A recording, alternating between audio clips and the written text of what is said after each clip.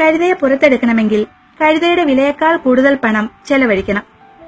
കുഴി മൂടിക്കളയുന്നതാണ് എളുപ്പമെന്ന് ഉടമസ്ഥന് ബോധ്യമായി. അയൽക്കാരെ എല്ലാം വിളിച്ചുകൂട്ടി പതുക്കെ മണ്ണുവാരി കുഴി നിറയ്ക്കുവാൻ തുടങ്ങി.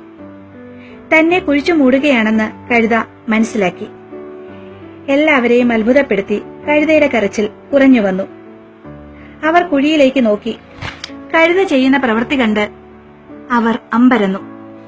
ഓരോ പ്രാവശ്യവും മണ്ണ് തന്റെ പുറത്തേക്ക് പതിക്കുമ്പോഴും അതെല്ലാം കുടഞ്ഞു കളഞ്ഞ് കഴുത അതിന്റെ പുറത്ത് കയറി നിൽക്കും.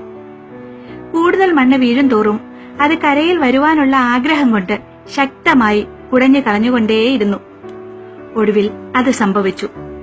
തന്നെ നശിപ്പിക്കുവാൻ കോരിയെറിഞ്ഞ മണ്ണിൽ തന്നെ ചവിട്ടി അത് കരയിലേക്ക് കുതിച്ചു കയറി.